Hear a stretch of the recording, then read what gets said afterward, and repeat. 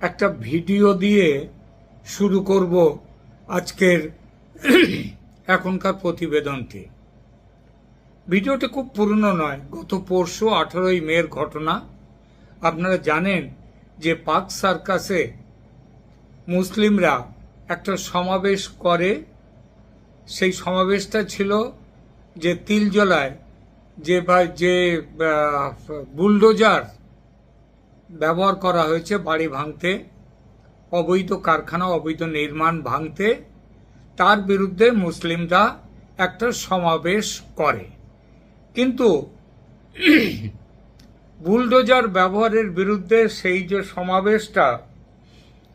সমাবেশটা আসলে হয়েছে বুলডোজারের কে ব্যবহার করছে, কোত্থেকে ব্যবহার করছে, কারা নিয়ে এসছে, কেন নিয়ে এসছে, এইসবগুলো না দেখে তারা সেই সমাবেশটাকে ব্যবহার করেছে বিজেপি ও মোদিজির বিরুদ্ধে অকথ্য ভাষায় গালি দিয়ে।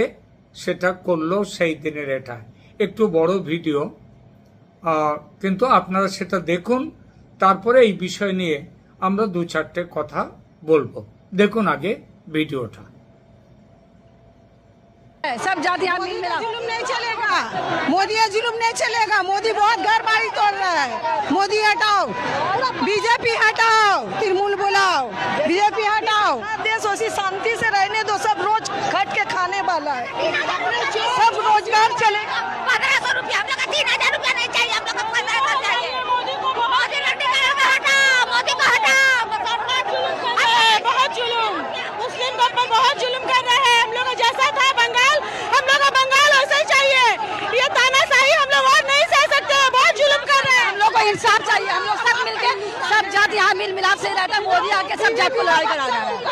बीवी बच्चा कदर लवारिस उठाई गिरा, बाप बीवी ने, बच्चा ने, बहन ने, वो कहा जाने का घर का फैमिली का माने कोई नहीं है। उसको संसार का कोई कदर नहीं है।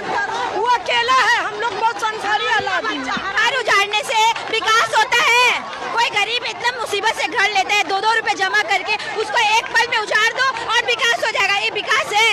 और जितना मुसीबत मुस्लिम के साथ, हमारे कोलकाता में हम सब हिंदू मुस्लिम सब एक साथ रहते हैं, बहुत अच्छे से रहते हैं। कभी आज तक ये सब नहीं हुआ। अचानक से ये कि घर से बाहर कर दो, आप कुछ स्टेटमेंट लीजिए, उसको कुछ बताइए। फौरन घर से बेघर, ये कहाँ का रूल्स है? इलीगल पहले कहाँ था सारा सरकार? उस टाइम जब पैसा जो ले रहा था तब कहाँ था? पैसा तो लिया था तभी तो बना। बिल्डिंग ऐसे तो नहीं बन गया ना। बिल्डिंग बनने के लिए तो पहले पैसा लिया उन लोगों ने, तब तो बना। उस टाइम तो आपको दिखाना चाहिए था इलीगल नहीं बनेगा। पूरा कोलकाता इलीगल का पूरा मैदान बना देगा इन लोग। हाँ, कहाँ जाएगा गरीब? कहाँ? इससे भी विकास होता है? मोदी को हटाओ यहाँ से और कोलकाता पूरा देश बचाओ। कानून आज बना है, कानून बनता रहे तो सदियों पुराना हो गया ना। जो आदमी गरीब लोग घर ली से, मजबूर लोग घर ली से मेहनत करके ये करके आज उसका घर तोड़ने का बात आ रहा। किसी का बाप को ठेका लेके आना का? हम किसी सरकार से क्या मतलब है? हम किसी सरकार से कुछ मांगने जा रहे हैं या किसी से कुछ लेने जा रहे हैं? हम अपने घर में हैं, अपना सुकून से, अपने घर में अपना बच्चा लोग को लेकर सुकून से, वो हमको छीने नहीं देगा। उसका इतना हिम्मत है, उसको जिता सको। वोट देकर आदमी लोग नहीं जिता से, तो आदमी लोग घर तोड़ेगा।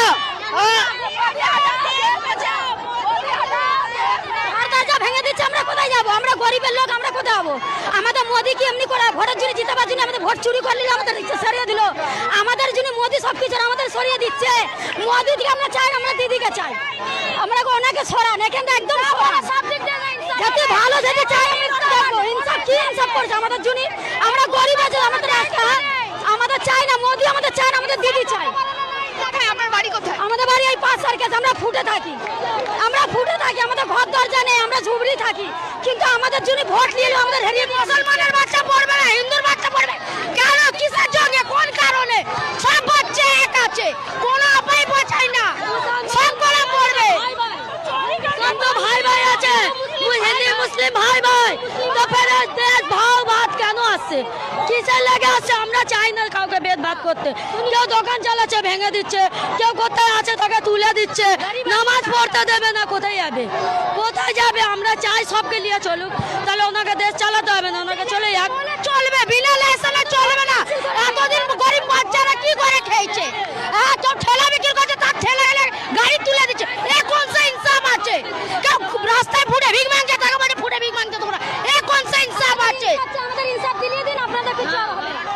কি বলবো মোদির তো বাচ্চা নেই কাচ্চা নেই ওর তো বিয়ে হয়নি আমাদের পেট কেটে দেখবে আমাদের পেট মোদি দেখবে আমাদের চারটে বাচ্চা আছে আমি কি করে খাবো মুসলমানের ভোট কেড়ে নিয়েছে চোরটা মুসলমানের ভোট কেড়ে নিয়েছে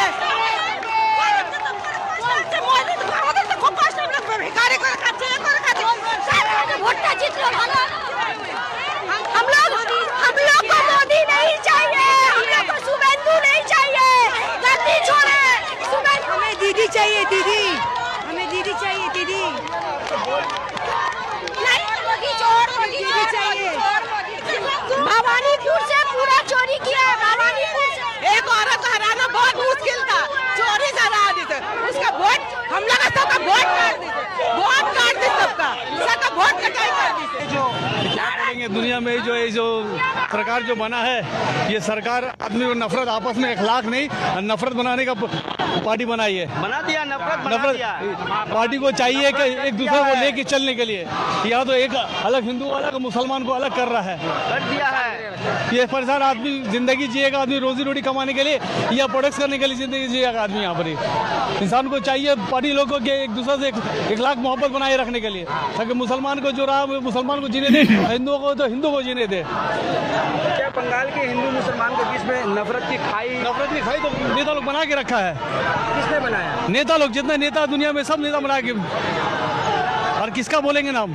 ये बीजेपी आने से और ज्यादा हो गया ये बीजेपी आने से हुकूमत आने से और ज्यादा हो गया पहले ऐसा नहीं था नहीं था अब मोदी आया तब से ऐसा हो रहा है न पहले ममता बहुत अच्छा थी और आज जब से आया मोदी तब से मेरा बर्बाद हुआ देश हम लोग खाने बिना भूखा मर रहे गैस का दाम बढ़ा दीस तेल का दाम बढ़ा दीस हम लोग क्या जिएंगे क्या खाएंगे क्या बोलेंगे बहुत किस है मोदी आने से मेरा नुकसान हो गया देश को मोदी आज आलू बन गया कल पूजा भी बन गया जब हम लोग मस्जिद बंद कर रहे तो पूजा ही बंद करे मोदी एकदम बेकार एकदम लगता है एकदम है देश से लेके कलकत्ता तक लगता कर दी वहाँ सब चारा नहीं चला था यहाँ आया हम लोग पूजा में भी घुरते थे होली में भी खेलते थे ईद में भी मेरा दोस्त मेरा घर आता था ये सरकार जो है सिर्फ बुलडोजर चलाया तो हम बीजेपी पार्टी हो गए ये इसका মজাটা হলো बुलडोजर তিল জ্বলায় বুলডোজার মোদি আনেননি শুভেন্দু সরকার আনেননি পশ্চিমবঙ্গের এনেছে তৃণমূল কংগ্রেস পরিচালিত কলকাতা পুরসভা যার মেয়র হলেন ফিরহাদ হাকিম মানেটা কি যে দিদির শাসন ফিরে পাওয়ার জন্য এরা এত গলা ফাটাচ্ছে চিৎকার করছে সেই দিদির দল পরিচালিত পুরসভা বুলডোজার এনেছে নির্মাণ ভাঙতে কিন্তু এরা গালি দিচ্ছে বিজেপিকে মোদিকে শুভেন্দুকে এরা গালি দিচ্ছে এমনকি বলছে কি মোদি হটাও আচ্ছা বলুন এই যাদের মানসিকতা বিজেপি সম্পর্কে তারা কি করে আশা করে যে বিজেপি তাদের সঙ্গে ভালো ব্যবহার করবে অনেকে বাংলাদেশে পাকিস্তানে অনেকে বলে থাকে ভারতীয় মুসলমানদের উপর অত্যাচার হচ্ছে একটা ছোট্ট কথা বলি আচ্ছা ভাবুন তো বাংলাদেশে সংখ্যালঘু হিন্দুরা সেখানকার সরকারের বিরুদ্ধে এই রকম ভাষায় কোনোদিন কোনো আন্দোলন করতে পারবে না তাদের সেই সাহসটাই হবে না আরো একটা কথা ভাবুন স্বাধীনতার পর থেকে এত পেছনে যদি নাও যান যদি বাংলাদেশের জন্মের সময়ও বাংলাদেশে 22% ওপরে হিন্দু ছিল সেটা এই বছরে সেটা নেমে এসছে 8 বছরে যদি হিন্দুরা ওখানে ভালো থাকতো তাহলে কি হিন্দুরা বাংলাদেশ ছেড়ে চলে আসতো আবার উল্টো দিকে দেখুন ভারত যখন ভাগ হয় তখন এই পশ্চিম বাংলায় মুসলিমের সংখ্যা ছিল 18 থেকে 19% মতো ছিল সেই সংখ্যা বাড়তে বাড়তে 2011 সালে চলে গেছে প্রায় 30%। 21-এর যে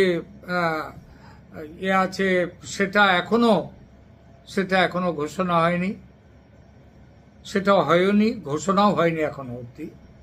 সেটা হলে দেখা যাবে 2011-এ 30% এখানে মুসলিম জনসংখ্যা পশ্চিমবঙ্গে, সেটা হয়তো 2021-এ সেটা হয়ে গেছে 35%-এর উপরে।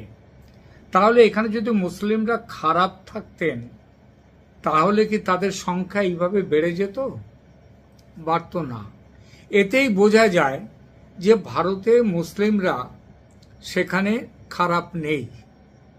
তবু আমি বলবো যে তবু বিজেপি তাদের সঙ্গে ভালো ব্যবহার করে না, এইটা মুসলিমদের এখানে বিজেপি হচ্ছে এদের কাছে জাত শত্রু। কেন জাত শত্রু সেটাই পরে আসছে। তবু আমি বলবো বিজেপি বলেই সমদৃষ্টিতে দেখে ভারতের মুসলমানদের, কোনো ভেদভাব করে না। অন্য রাজ্যের কথা ছেড়ে দিলাম, যোগী রাজ্যের মুসলমানরা পর্যন্ত সেখানকার সরকারের সামাজিক উন্নয়ন প্রকল্পগুলোতে হিন্দুদের মতো সুবিধা ভোগ করে। যে গুজরাটে মুসলিমদের উপরে অত্যাচার নিয়ে এত কথা বলা হয়, সেই গুজরাটে মুসলিমরা ভারতের মধ্যে সবথেকে ভালো জায়গায় আছে ভালোভাবে, আর সবথেকে খারাপভাবে মুসলিমরা কোথায়? পশ্চিম বাংলায়। এটা কিন্তু অন্য কারোর কথা নয়। কার কথা জানেন? রাজেন্দ্র সাচারের কথা। রাজেন্দ্র সাচারের কথা। তিনি যেটা করেছিলেন, রিপোর্ট দিয়েছিলেন, সাচার কমিটি রিপোর্ট, সেখানে বলা হয়েছে গুজরাটে হিন্দুদের ভালো থাকার কথা আর পশ্চিমবঙ্গে মুসলিমদের খারাপ থাকার কথা। তবু দেখুন এখানকার কাদের আমলে খারাপ থেকেছে? বিজেপি তো পশ্চিমবঙ্গে ক্ষমতায় আসেনি এতকাল, স্বাধীনতার পর থেকে যে 75 বছর হয়ে গেল, বিজেপি তো আসেনি প্রায় ক্ষমতায়। তাহলে ছিল কারা? ছিল কংগ্রেস, ছিল বামফ্রন্ট, সিপিএম, ছিল তৃণমূল গত 15 বছরের। তাহলে মুসলমানরা যে এখানে খারাপ আছে এর দায় নিশ্চয়ই বিজেপির নেই, বিজেপির ওপরে নয়। তবু দেখুন বিজেপি সম্পর্কে মুসলিমদের ভাবনাকে কতটা নোংরা করে দেয়া হয়েছে। এদের কথা শুনে মনে হচ্ছিল এরা কোনো প্রতিবাদ করতে, ওই যে বুলডোজারের বিরুদ্ধে প্রতিবাদ করতে আসেনি, এসেছে মোদির বিরুদ্ধে, বিজেপির বিরুদ্ধে প্রতিবাদ করতে। কিন্তু কথাটা হচ্ছে এতে কি লাভ কিছু হচ্ছে? এরা যে এই যে মমতা দিদির হয়ে চিৎকার করছে, এই চিৎকার যত বাড়বে, যত গালি দেবে বিজেপিকে ও মোদিকে, তত হিন্দুরা বিজেপির ঘনিষ্ঠ হবে, হিন্দু মেরুকরণ তত বাড়বে। 30% মুসলিম ভোট দিদিকে শাসনে ফেরাতে পারবে না যদি পুরোটাও দেয়া হয়। এবারের নির্বাচন সেটা প্রমাণ করে দিয়েছে। তবু ভারতের মুসলিমদের জ্ঞান হয় না। এরা হিন্দুদের বিরোধিতার রাজনীতি করে এসেছে এতকাল, এখনো করছে। খেয়াল করে দেখেছেন? হয়তো বেশ কয়েকজন এরা বলছিলেন ওরা নাকি হিন্দু মুসলিম একসাথে সদ্ভাবের সঙ্গে এই পাক সার্কাস অঞ্চলে বাস করে। এটা একদম সত্যি নয়। তোতা পাখির মতো আউড়ে গেছে কেবল। আজ থেকে 30-35 বছর আগেও এই সন্নিহিত অঞ্চলে বেশ ভালো সংখ্যক হিন্দুর বাস ছিল। এখানে জমিদার রাজা গোছের অনেক মানুষের তাদের বড় বড় সম্পত্তি ছিল। নানান চাপের কাছে হার মেনে তারা সেসব, তাদের উত্তরাধিকারীরা সেসব জমি জায়গা ছেড়ে ব্যবসাপাতি বিক্রি করে এলাকা ছাড়তে বাধ্য হয়েছে। এখানে একটা এই অঞ্চলেই মোটামুটি পুরনো শিব মন্দির আছে, সেখানে পুরোহিত আছেন, পূজা অর্চনা হয়, কিন্তু ভক্তের সংখ্যা এতটাই কম যে কতদিন ওই মন্দিরে পুজো চলবে সেটা ভাবনার বিষয়। পশ্চিমবঙ্গের বিভিন্ন গ্রামে, বিভিন্ন জেলার গ্রামে গিয়ে খোঁজ করুন, সেখানে বহু হিন্দু তাদের বাড়ি বিক্রি করে চলে এসছেন। সদ্ভাবের কোনো প্রশ্ন কিন্তু রাখেননি কেউ। হিন্দুদের জায়গায় এই পাক সার্কাস অঞ্চলে এসে বসেছে উর্দু ভাষীরা।